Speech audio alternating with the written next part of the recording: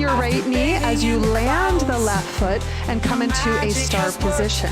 From here, we'll turn the heels in and bend your knees for goddess pose, and we can bend our arms here at a 90-degree angle as well. Good. So as you stretch your inner thighs here, you'll probably feel your quads start to fire up, and I want you to also engage the outer hip muscles to widen the knees. Another breath. And we'll inhale up, turn towards the back of the mat, and we'll switch sides. So our warrior two position now, left knee points to the back, right hip is working to open up. Deep breaths. We'll straighten the front leg, heel toe your back foot in, widen out the arms, and lean forward. So the hinge here is coming through the hips, not the waist, so side body stays nice and long.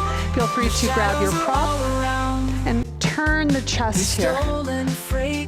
Legs nice and strong, so use your quad muscles. You'll feel your kneecap lift up a little bit as you do that, as you engage.